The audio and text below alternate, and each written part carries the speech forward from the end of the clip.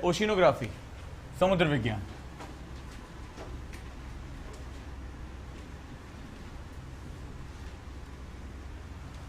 वास्तव में जो भूगोल का पर्पस है, ठीक है, उसमें मैंने अभी आपको जलवायु मैंने बताया, जल और वायु इन दोनों से मिलकर, यानी ये दोनों जो है वो विश्व के क्लाइमेट को प्रभावित करने में दोनों की बड़ी महत्वपूर्ण भूमिका है। तो वायु के गुणों को हम लोगों ने इससे पहले वाले चैप्टर में समझा, हवाएं कैसे चल रही है, बारिश कैसे हो रही है। अगला जो सेगमेंट है वो जल के गुण है। विश्व में जो सबसे बड़ा हिस्सा है वो जल का हिस्सा है, ठीक है, लगभग 72 से 73% जो है वो वाटर बॉडीज हमारे पास है, बहुत मेजर जो है हमारा सेगमेंट है। और ये जो जल जितना सामान्य दिखाई पड़ता है उससे कहीं अधिक गहरा और इसके कई जो है वो आयाम है।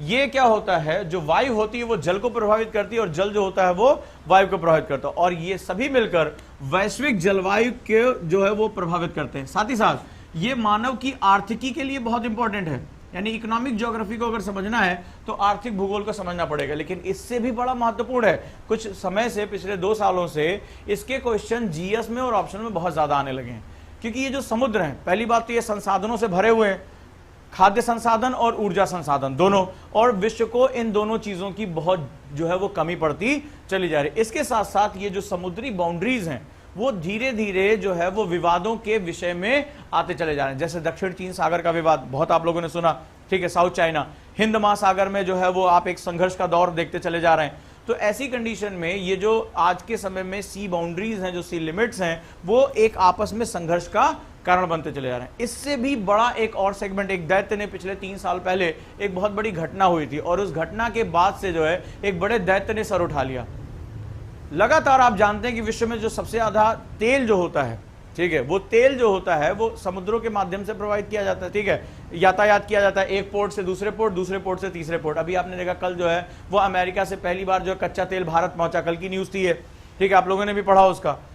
लेकिन कई बार ऐसा होता है कि ये जो तेल होता है ये फैल जाता है, लीक कर जाता है, टैंकर पलट गए, और ऐसी एक बहुत बड़ी दुर्घटना हुई थी जब ब्रिटिश पेट्रोलियम का जो अंदर से जो तेल लीक करते हुए चला गया। लेकिन जब ये लीकेज होता है, जब ये प्रदूषण होता है, तो ये पृथ्वी पर होने वाले किसी भी अन्य प्रकार के प्रदूषण से अधिक खतरनाक होता है, क्योंकि तेल का सरफेस टेंशन जल के सरफेस टेंशन से बिल्कुल अलग होता है, उसका प्रश्न तनाव अलग होता है। और ये क्या होता है, तेजी से फैलता हुआ क्या हो जाता है, तेल जो होता है पानी के ऊपर फैल जाता है, और जब पानी के ऊपर फैल जाता है तो ये पूरी फिल्म उसके ऊपर एक बना देता है, परत चढ़ा देता है, और इस परत चढ़ाने की वजह से पूरा जो जलमंडल है, जो पूरी लाइफ हो, क्या होती है, डिजास्टर हो जाती है बहुत भयानक तरीके से। पृथ्वी पर अगर कोई प्रदूषण हो तो मानव सीधे पहुंचकर उस प्रदूषण को हटा सकता है, उसको मिटिगेट कर सकता है, लेकिन इतने बड़े जल पर फैला हुआ जो तेल है उसको आप कैसे मिटिगेट करोगे, उसको कैसे सुखाओगे, ठीक है। और ऐसी कंडीशन में जो है वो बहुत ज्यादा डिजास्टर पैदा हो जाता है। इससे भी बड़ी बात हुई 2 साल पहले, ठीक है, एक सन 2000 में बड़ी घटना हुई और एक 2 साल पहले हुई। सन 2000 में हुआ ये कि इससे पहले जो है मानव की गतिविधियों को समुद्रों के संदर्भ में नहीं आंकते थे। सन 2000 में यूनाइटेड नेशन की अध्यक्षता में एक कमेटी बनाई गई, क्लाइव विल्किंसन कमेटी, और क्लाइव विल्किंसन कमेटी ने एक रिपोर्ट दी कि संसार में जो सबसे अधिक जो जलीय जैव विविधता के केंद्र हैं वो शैवालों के अंदर छुपे हुए हैं, ठीक है, कोरल्स में छुपे हुए हैं, प्रवालों में। अब ये जो प्रवाल हैं वो कोरल ब्लीचिंग का शिकार हो रहे हैं, प्रवाल विरंजन का शिकार हो रहे हैं। सन 2002 में दोबारा ये रिपोर्ट आई, और अभी पिछले साल जो है वो अगली बार जो रिपोर्ट आई वो ये कहती है कि अगर यही दर रही तो 2050 तक दुनिया के जो अधिक से अधिक जो आपके कोरल रीफ है, जो प्रवाल भित्तियां हैं, वो क्या हो जाएगी, संसार से साफ हो जाएंगे। और इसका जो सबसे बड़ा दुष्प्रभाव पड़ेगा वो मानव की जो आर्थिक जरूरतें हैं उनको खत्म कर देगी, ठीक है। संसार से मछलियों की कई प्रजाति विलुप्त हो जाएगी, और इससे भी बड़ा संकट ये आएगा, ये जो समुद्र होते हैं ये सबसे बड़े कार्बन सिंक होते हैं, ये सबसे अधिक मात्रा में कार्बन डाइऑक्साइड को अपने साथ अवशोषित करते हैं, और हमारी जरूरतों का, आप आश्चर्य करोगे, अधिक से अधिक ऑक्सीजन इन पेड़ पौधों से नहीं आता, इन समुद्रों के अंदर से आता। और लास्ट ईयर जो है वो रिपोर्ट आई है यूनाइटेड नेशंस की, और वो कह रहे हैं कि अब इनफ, वर्ड इनफ, समुद्र जो है वो हमारे कार्बन डाइऑक्साइड अवशोषित करने की उच्चतम क्षमताओं तक पहुंच चुके हैं, इससे ज्यादा वो बर्दाश्त नहीं कर पाएंगे, नहीं कर पाएंगे। इसका मतलब है कि ओशिन जैसे दिख रहे हैं उससे ज्यादा परिवर्तन की तरफ से जा रहे हैं। इस पूरी बातचीत करने का जो मतलब था वो ये था कि यानी इस तीसरे टॉपिक पे हमें सबसे ज्यादा डायनेमिज्म पढ़ना है, सबसे ज्यादा हमें डायनेमिक पोर्शन पढ़ना है, और यही डायनेमिक पोर्शन हमारा आधार बनेगा, ठीक है। ये इतना बड़ा टॉपिक है कि ये जीएस भी कवर करेगा, डिजास्टर मैनेजमेंट, एनवायरमेंट, पीटी, ये सब कुछ कवर करेगा ये, ठीक है। तो यहां हमें बहुत ज्यादा जो है वो अपना फोकस करके रखना है। चलिए सिलेबस देख लेते हैं इसका।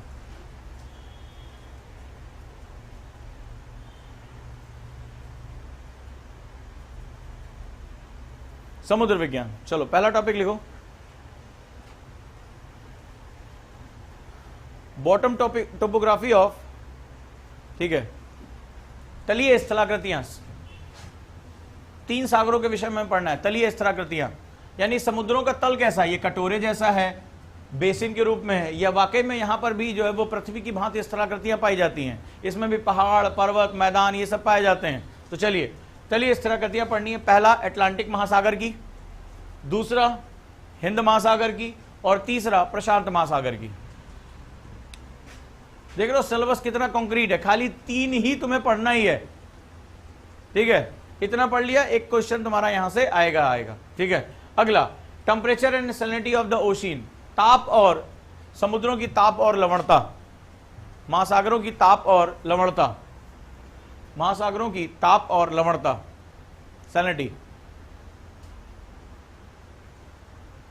अगला समुद्रों का ऊष्मा और लवणीय बजट, समुद्रों का ऊष्मा और लवणीय बजट। पढ़ना क्या होगा, पढ़ना क्या होगा यहां पर, इससे पहले याद होगा तुम लोगों को मैंने ऊष्मा बजट बताया था। अब जरा देखो, लॉजिक लगाओ, ठीक है। 10-20 नंबर तो तुम्हें अपने लॉजिक पर खींचने हैं। कैसे? बजट मतलब क्या होता है, बजट मतलब क्या होता है, कितनी इनकम और कितना आउटगोइंग, ठीक है। आपकी कितनी रिसीव हुआ और कितना गया।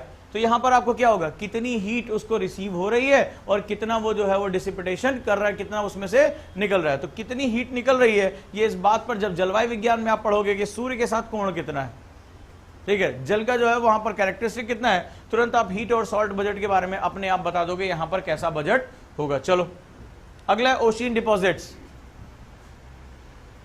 समुद्री निक्षेप, समुद्री निक्षेप डिपॉजिट्स। 5वां नंबर पर समुद्री तरंगे, वेव्स।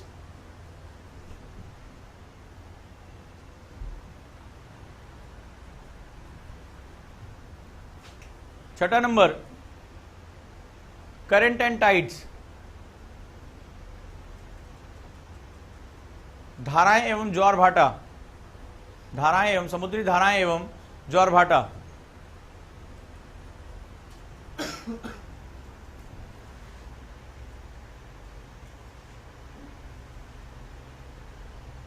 7वां, अब इकोनॉमिक सिस्टम में प्रवेश कर जाओगे, समुद्री संसाधन, मरीन रिसोर्सेस। अब देखो इसमें, इसको मैंने जो है वो पेपर देख के बता दिया कि इसी 3 से क्वेश्चन आते हैं। पहला है बायोटिक, जैविक, जैसे मछलियां, प्रवाल, ये सब क्या है, सब जैविक संसाधन है, ठीक है, जैविक। दूसरा है मिनरल, खनिज संसाधन, जैसे मैग्नीज नोड्यूल्स। और तीसरा, जहां से भैया तुम्हारा आईआर का क्वेश्चन फंस सकता है, एनर्जी रिसोर्सेज, ठीक है, ऊर्जा संसाधन। इसीलिए तो मारामारी हो रही। साउथ चाइना सी, इसको पढ़ने के बाद तुम्हें समझ में आ जाएगा कि आखिर जो है चाइना की प्रॉब्लम क्या है वहां पे, और वियतनाम, भारत, ये सब जो है वहां पर संघर्ष करते हो क्यों दिखाई पड़ रहे हैं, ठीक है। ये जो अपतट होते हैं, ये क्या होता है, सबसे बड़े ऊर्जा के संसाधन, और संसार में ऊर्जा का संकट जो है, ऊर्जा सुरक्षा आज सबसे बड़ा हिस्सा बना है, खास तौर पर दक्षिण एशिया और पूर्वी एशिया के बीच में, ठीक है। क्योंकि ये क्या है, ये उभरते हुए देश हैं, आर्थिक गतिविधि में आगे जा रहे हैं, और इनको बड़ी मात्रा में क्या चाहिए, ऊर्जा की आवश्यकता है। तो ऊर्जा में जो है एनर्जी रिसोर्सेज के लिए बहुत महत्वपूर्ण है। चलिए अगला कोरल रीफ, ठीक है, ये तुम्हारे पीटी और मेंस, जीएस दोनों के लिए बहुत इंपॉर्टेंट है। कोरल रीफ, प्रवाल भित्तियां, सीधे उठाकर पूछा था, क्लाइव विल्किंसन रिपोर्ट पर जो है टिप्पणी करिए, प्रवाल भित्तियां। अगला है जो परमाणु, उसकी वजह से दिक्कत आती है, ये पीटी में भी कई बार क्वेश्चन पूछा गया है, कोरल ब्लीचिंग, प्रवाल विरंजन, कोरल ब्लीचिंग। 10वां है सी लेवल चेंजेस, समुद्र तल में परिवर्तन, ये भी पर्यावरण संकट से जुड़ा हुआ है। आप लोगों ने मालदीव के बारे में सुना होगा, क्या है उस देश की खास बात, समुद्र तल से मात्र 3 मीटर ऊपर है, जिसमें 1 मीटर तक पानी ऊपर चढ़ चुका, 2 मीटर और चढ़ गया पानी तो वो पूरा देश डूब जाएगा। ठीक है, तमाम ये देश जो है वो माना जा रहा है कि सी लेवल में अगर चेंजेस होते हैं, अगर समुद्र का जल जलवायु परिवर्तन के ऊपर उठता है तो क्या होगा, संसार के तमाम देश जो होंगे वो उसके नीचे जो है डूब जाएंगे, पानी में डूब जाएंगे। उसमें भारत का भी बड़ा हिस्सा है। उन्होंने जो है पानी के अंदर उसी चेतना के लिए जो है मीटिंग की थी पानी के अंदर।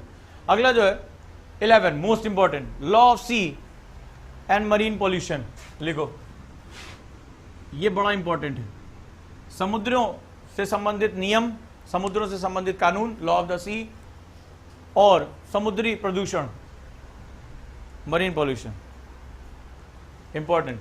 ठीक है, इसके साथ साथ ये जीएस के लिए भी बहुत इंपॉर्टेंट है, ध्यान रखना। Law of the sea and marine pollution. इस बार पीटी में क्वेश्चन आया था, इस बार पीटी में क्वेश्चन आया था जो सबसे टफ क्वेश्चन था। ठीक है, और एक नहीं 2 क्वेश्चन आए थे इस बार पीटी में। ठीक है, यहीं से उठकर ये होते ही तुम्हारा वो सारा कवर हो जाएगा। लॉ ऑफ द सी से 2 क्वेश्चन आए थे। तो इसमें कुल टोटल कितने 11 टॉपिक हैं ओशिनोग्राफी में। ठीक है, सबसे ज्यादा टॉपिक जियोमॉर्फोलॉजी में, उससे कम, फिर धीरे धीरे जो है ये सेगमेंट कम होता जा रहा है।